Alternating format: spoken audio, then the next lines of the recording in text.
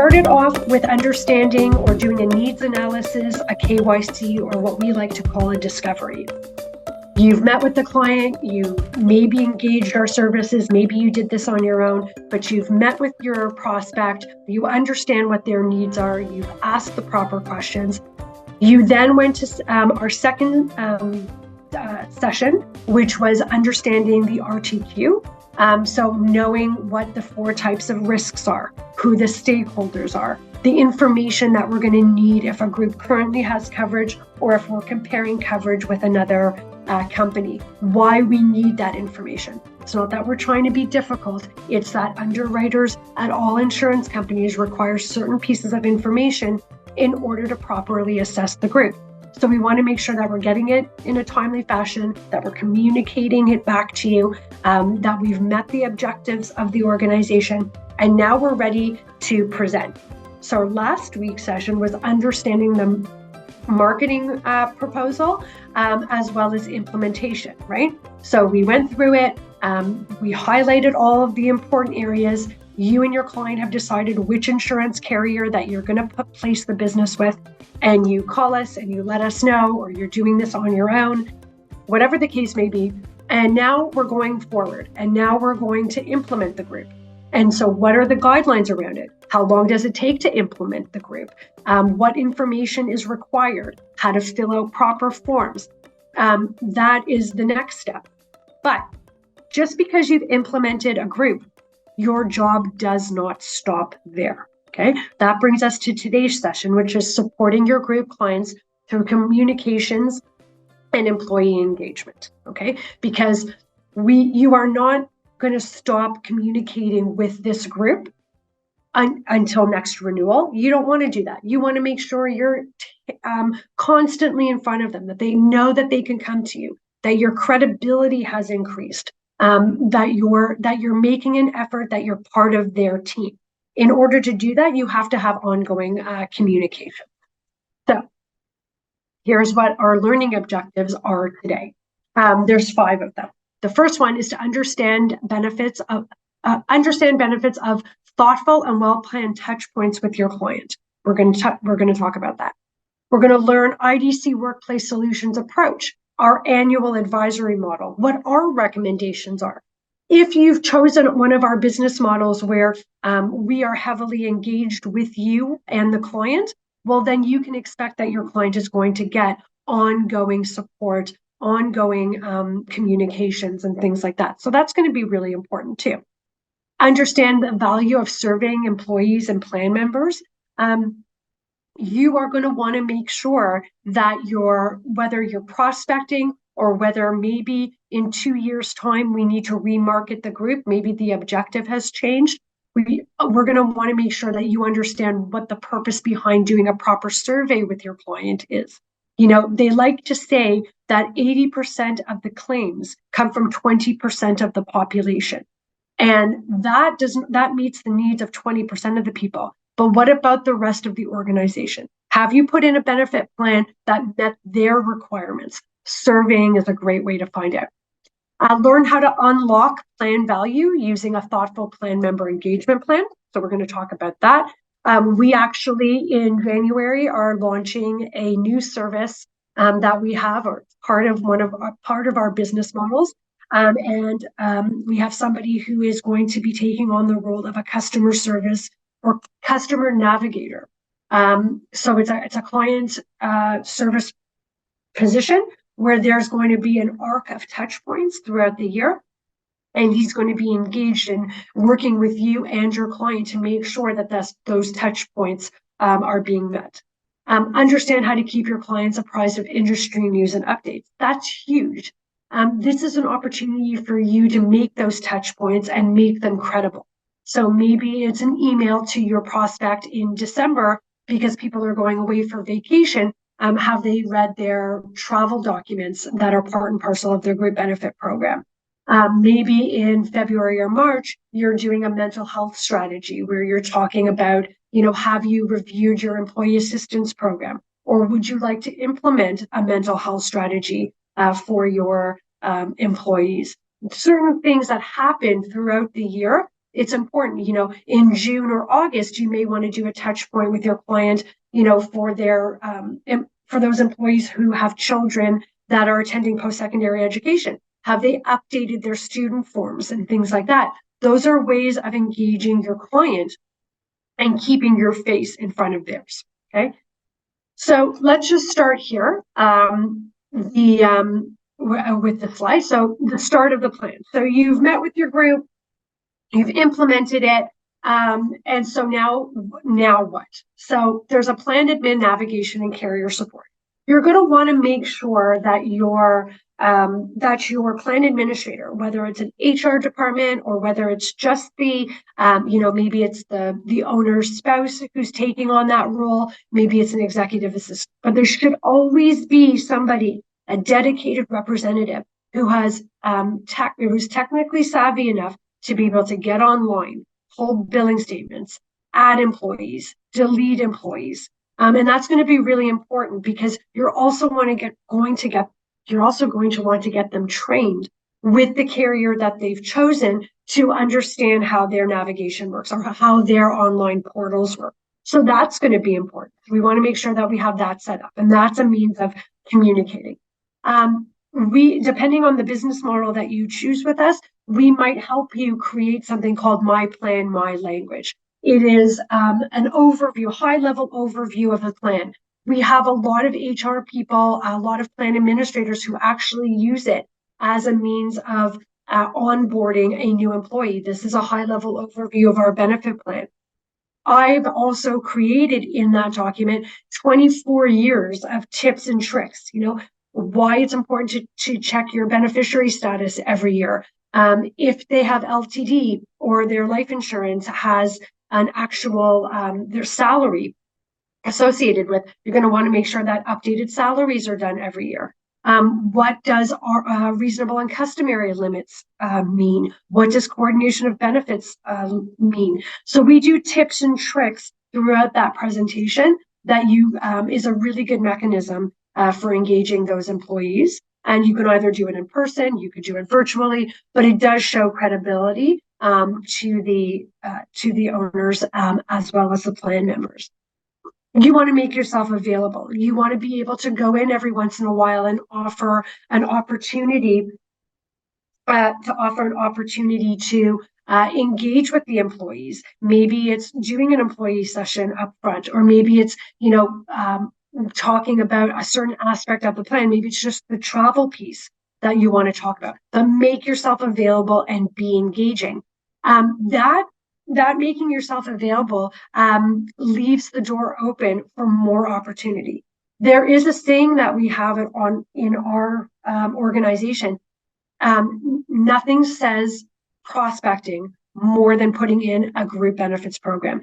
You have access to now 5, 10, 15 more people in an organization that you didn't have before, that you could upsell life insurance, critical illness, LTD, maybe it's mortgage insurance, whatever the case may be. You now have an opportunity to get in and make those employees your own personal clients as well.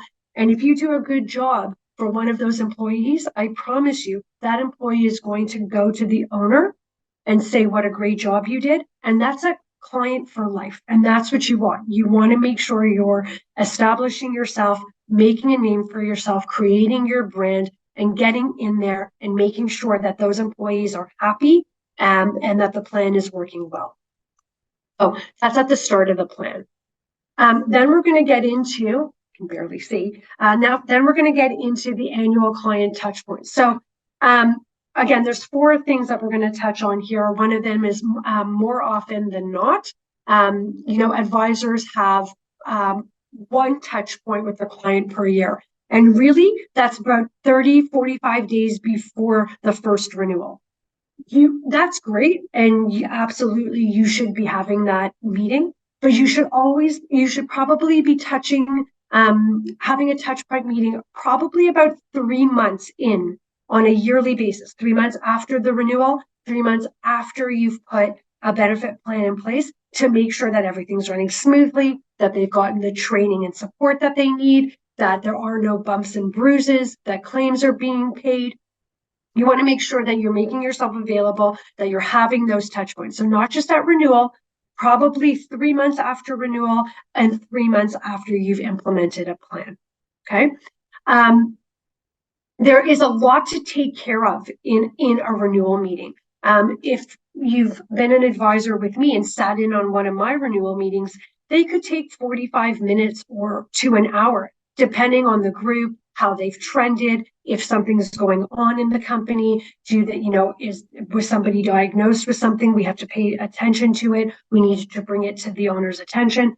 Whatever the case may be, they take up a lot of time. So you want to make sure that you're, maybe doing a touch point in the middle of the year. Is there anything going on in the plan that I need to know about? Have you, had an increase of employees? Have there been layoffs? An opportunity for you to step in and kind of create that stepping stone or being engaged with the plan administrator, with the company on an ongoing business. This is if by not doing that or by only doing it at renewal, it can be a mistake made by a lot of advisors. It establishes a standard of professional mediocrity. So we want you to be in a position where you know everything that's going on, that there are no surprises, that if there are any high claims, that your client is aware of them ahead of time.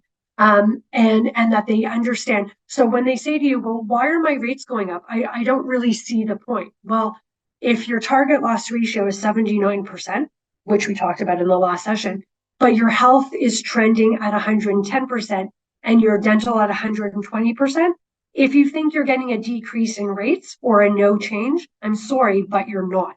The plan has been overly used. And so we need to look at that. We need to talk about that. Maybe we set the plan design too rich at on the onset. Maybe we need to scale back, or maybe we need to look at one particular area in order to make sure that the client's protected. We've got strategies to do that.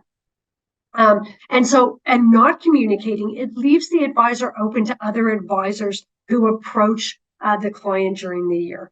Group insurance is one of the most competitive industries in the insurance world.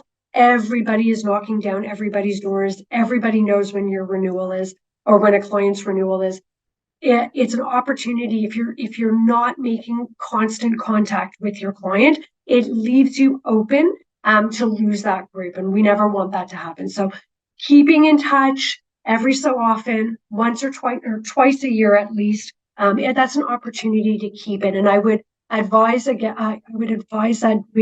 going in, setting up a time to meet them in person, maybe engaging some of the employees is a great opportunity to do so.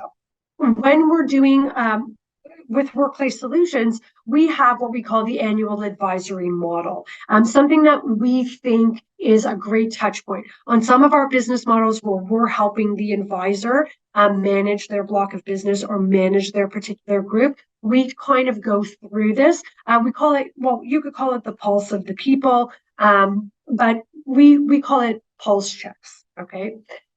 So check in end of the second quarter of the cycle, like I said, the first 3 months maybe, check in to see if everything is running smoothly. Is there any problems that may have arisen? Are claims being paid? What's the pulse of the people? What is the feedback? So that's going to give you some idea. We may need to engage with the insurance carrier just to make sure that maybe they need some extra help and support. Maybe emails were missed. Want to make sure that we're checking off the boxes to make a great client experience.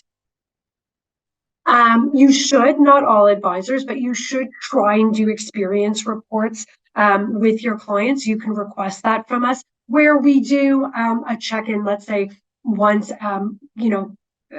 every 6 months or so, just to get an idea of how claims are going. Is there something outrageous going on? Did dental go through the roof or something? Do we need to be aware of something? It arms you with material, it arms you with enough information to go back to the client with. You might want to do an analysis of cost drivers, like, did everybody go out and max out of their paramedical practitioners, or did everybody go to a massage therapist, we may need to put some cost stabilizers in there. Maybe it's you can only go for a massage if you have a doctor's note. Or, maybe on the dental piece, instead of going to the dentist once every 6 months, we go once every 9 months, so that it eliminates an extra visit during the year, which could cause problems during the renewal time. So we've got cost drivers, or we can make some recommendations that you might want to go to your client with ahead of time. Present and discuss potential changes to the plan. Again, that's just, like I said before, that might be coming with some options for consideration. Whether the client decides to move on it or not is totally up to them, but you've done your due diligence. You've come to them with an alternative option. You'll see that during renewals. I actually had a conversation with somebody today where we were prepping a renewal for one of our advisors, and we noticed that the paramedical practitioners skyrocketed.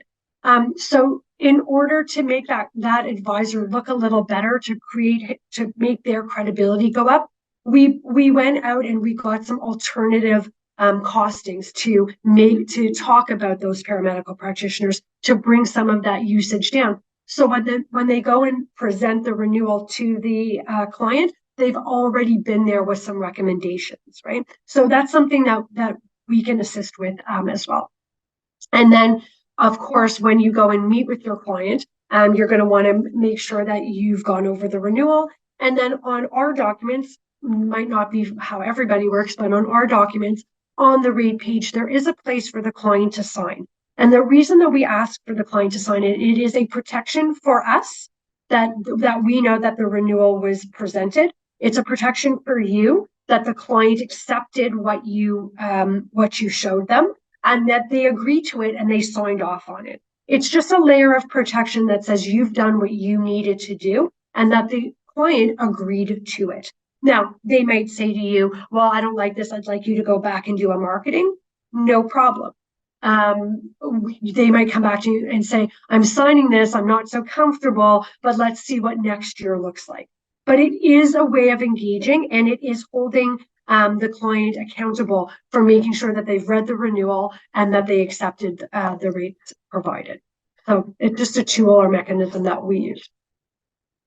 So when we talk about, you may have a group that you're either prospecting, or that they're already your client, but they've been with, I don't know, call it Equitable Life for 3 years.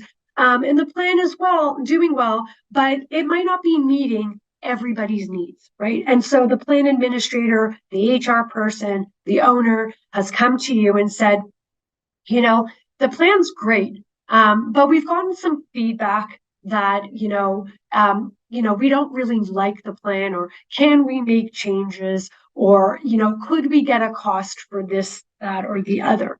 And we can do that, obviously, but sometimes just taking the extra step and walking with your employer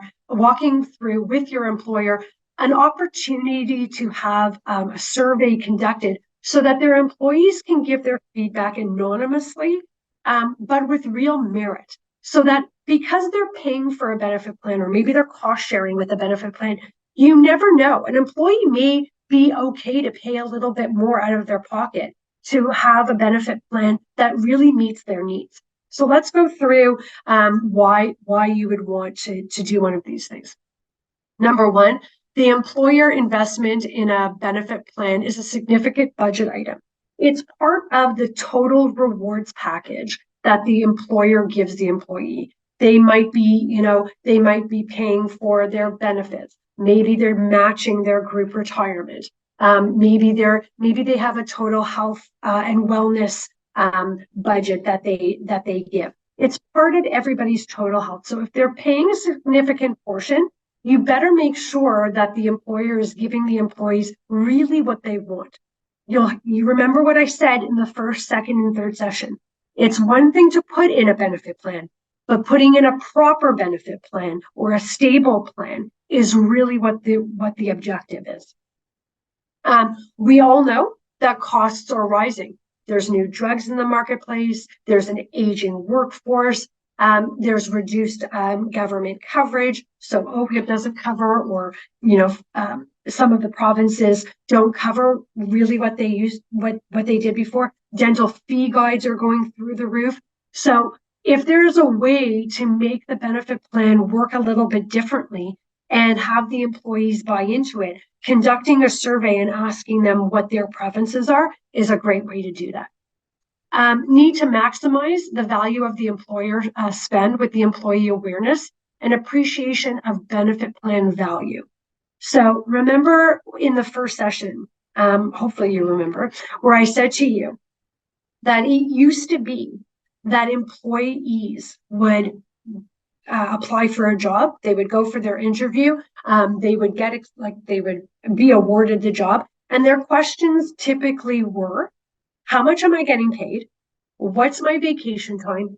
Do you have a benefit program? Now it's, how much am I getting paid? How much vacation time do I get? Can I work remotely? Do you have a benefit plan? What kind of benefit plan do you have? Okay, we are moving into a world where there is more healthcare spending account asks, where people want to be able to write off their gym memberships or their running shoes for certain things. They want to be able to go to yoga or Pilates and be able to write that off. That is what's gaining traction in the world. If you don't know how to implement a plan like that, you're not doing your prospect or your client a service. So we have those tools and resources. Maybe the employees have, maybe their demographic is, 15% of their workforce is over 50. Maybe 30% of their workforce is in the 30s to 40s. Maybe another 20 is, early 30s, and maybe another 10 or whatever that math is are like, late 20s. What I need as an employee is certainly different than the 25-year-old need of an employee. So maybe it's a flex program that we have to look at.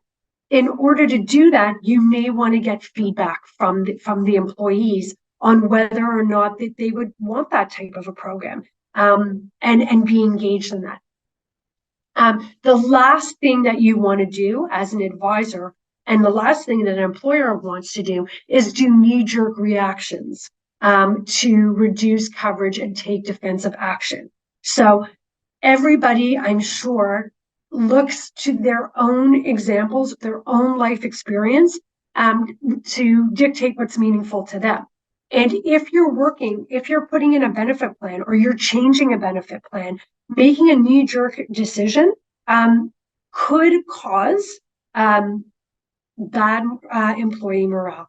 It could cause employees to go, why would you take something away from me? What are you giving me in return? If you're not giving me anything in return, maybe this isn't the organization I want to work with. Maybe they'll start going to a competitor who has a more robust program or a different type of benefit plan. So making cost containment, although good, having an option for a different type of solution may be the better approach than knee-jerk decisions. There are many ways to recreate and rethink plans and employee engagement. So creating these surveys or putting out there an opportunity to engage the employees, although you can't put everything in, you can't make every employee happy, but at least you've engaged the workforce to kind of give you back something. So if they asked for 5 things, maybe this year you do 1, and maybe next year you do 2 others, and maybe in year 5 you complete the rest. You could do it in a staged process, but it's morale boosting. It shows employees that their advisor and their employer are engaged in their well-being. And then, of course, we can help craft those surveys for you if you want to, or you could, I'm sure there's other ways that you can do it, but that's something that you're want to engage in. So things that you're going to want to put into the survey. You're going to want to set a goal. You're going to want to work with the employer to set an objective. What is the goal? Is the goal to give everybody everything?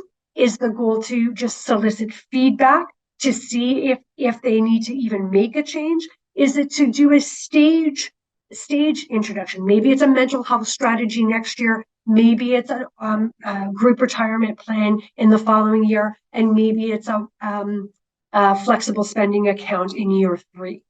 That's one way that you might want to create the survey.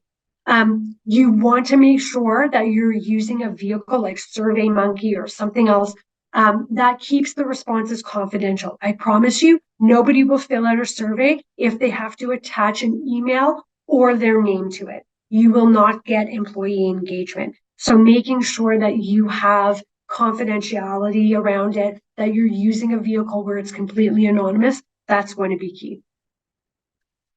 Resist temptation to probe all things at once. So you don't want to overpromise and underdeliver. You want to say things like, we are evaluating our benefit plan this year, and we are seeking feedback to see what employees might be looking for in the next few years. Okay, and that is a way of being engaging. You're not overpromising, but you're not also putting yourself in a cost in a bad cost situation, right? It's also a way to communicate. So you may want to create something where they can give feedback. Maybe it's a text box that they could put some information in. Again, don't ask about something that employer is not prepared to deliver.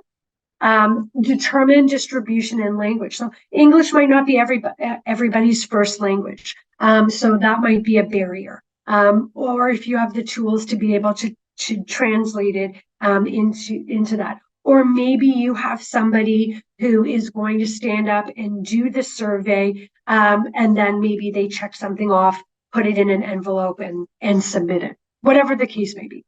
You also want to make sure that if you're conducting a survey, that you're actually following up afterwards. So thank you, employees of ABC Company. Your feedback has been a tremendous help in evaluating our benefit plan. We will continue to communicate with you strategies or if we're going to make any changes, but we really appreciate your engagement and response. You're going to want to do something like that. Now, I'm going to take one quick second here because I do think, so there is a question here. It's been my experience, surveys will ask for benefits that they need more, and when able to do so, sets up for disappointment. Okay, so it depends on how you're doing your survey.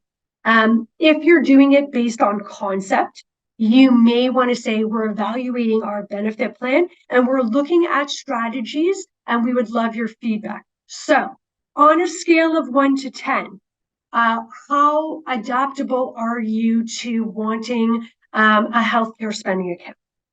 On a scale of 1 to 10, how important do you think it is to have a mental health solution? On a scale of 1 to 10, how are you feeling about having a flexible benefit plan so that you can make choices that meet your needs? I would not send out a survey that says, how happy are you with your vision care? How happy are you with your dental care? That will set you up for failure. Creating a benefit plan or creating a survey that is a new way of thinking or asking questions that don't set up employers with having to implement them all, but gathering information for their employees, that is a successful survey. So we don't do surveys anymore that say, on a scale of 1 to 10, how happy you are with vision. Because we know that the answer is going to be 1. We are not happy with our vision care, or we've never had vision care before. We don't want to set the client up for failure. We want to gather information. We want to lead the employees to what they might be thinking of what they might need for themselves. That is not to say that the employer is obligated to do it or to implement them, but it is an engaging way to see what employees might be needing. Okay. Again, if you want to set up a one-on-one, I can go more in depth into that. So what we're going to be doing come January, we do this with some of our clients, our advisors who have some of our higher business models where we do more of an engagement.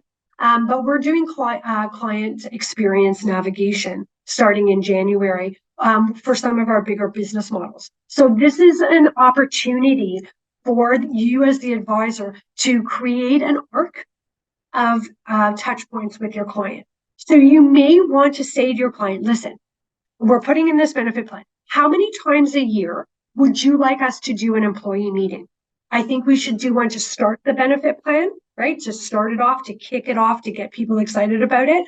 Do you want to have, a discussion about mental health in, let's say, March, if we were putting the plan in, let's say, in January? Do you want to have, an employee session, 20 minutes about travel insurance and why you have to read your booklet in order to understand the travel part of the plan? Do you want to have communications pieces created so that you can put them on your website, or you could create posts? Maybe we can create posters for you and keep them in your lunchroom. Do you want me to come in and do sessions with the employees? Is there an opportunity to discuss interest in a group retirement plan? So by setting the stage and doing either monthly touch points or quarterly touch points, this is an opportunity for the client to see how dedicated you are as an advisor, that you have a team of people behind you that can help service the group. And it doesn't matter if there's 5 people in the organization. The same credibility and the same touch points apply, whether it's 5 people or 5,000 people. The communication might be different, but the objective is still the same. So you want to make sure that you're having ongoing touch points with your advisors. Industry news is really important. Okay, there are always going to be. We get them all the time. Every week, I get an email from some company, some carrier talking about something that they're adding or something that's going on in the industry. So, for instance, with everything that's going on in the world right now, the government has updated where you can go and travel and who's in an Amber Alert and who is in a no-fly zone.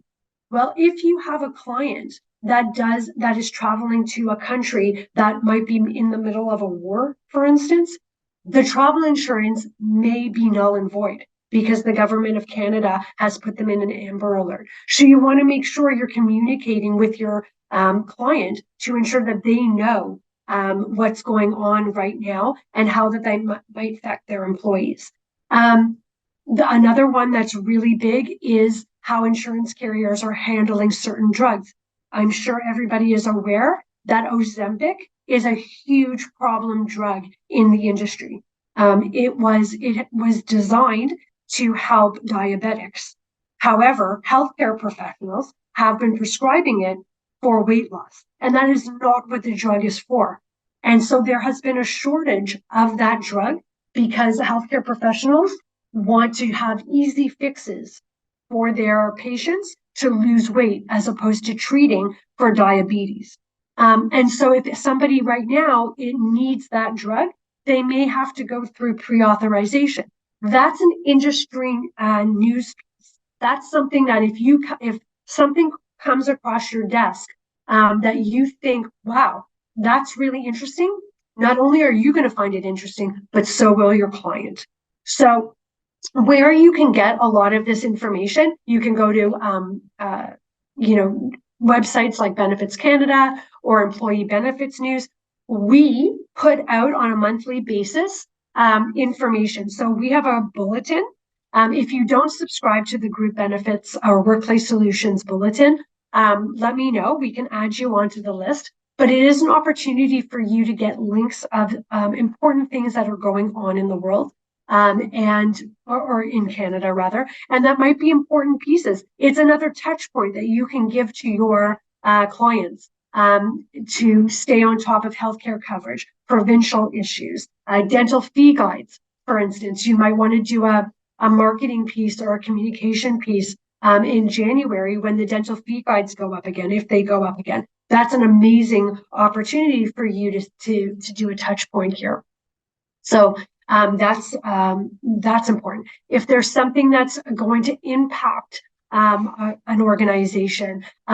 So like environmental conditions or the pandemic, that was a big one where we were continually having to reach out to clients about new things that were going on, or be careful while you're traveling, or the dental offices are going to be closed for 4 months. So what does that mean for your employees? Those are things that you want to keep on top of. They're very interesting. Most insurance companies put out bulletins. It's a great touch point in order for you to engage your employees and your employers with. There is another question. Okay, no problem with that.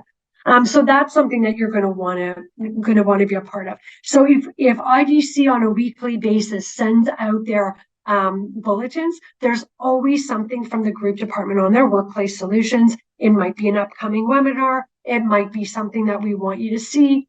I sometimes do things called the Marnie Minute. I haven't done one in a while. It's time to redo that one. But it's something where I might post on LinkedIn, or I might add it into the bulletin, a 1-minute video of something that's going on in the world that I think that you would find useful. So I suggest, or I encourage you, I love to post on LinkedIn all kinds of information about what's going on in the world in terms of benefits. You're welcome to add me as a connection or follow me, just Marnie Hefner.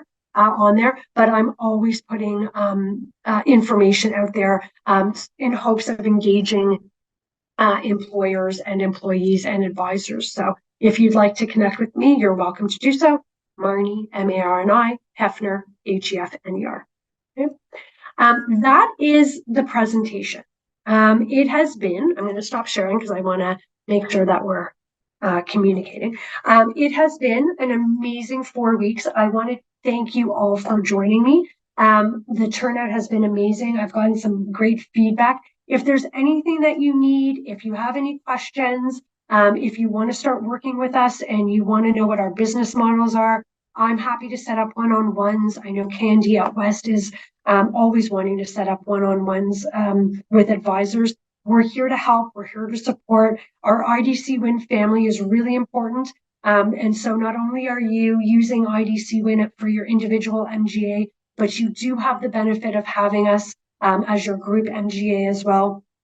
And I really hope that you found these seminars or these webinars useful and handy. They are recorded. The ones from the spring are on the YouTube channel. So you can go and look it up. I will see if these ones are being posted, but it might take a little while. But they are the same ones that I did in the spring. So if you've missed one, you can go and look on it on the YouTube channel from IDC. And I hope everybody had a great 4 weeks. If I don't speak to anybody, I hope you all have a very happy, healthy holiday season. And I'm always here if you need me. So with that, I'm going to end the webinar and let you get back to your day. Thank you so much.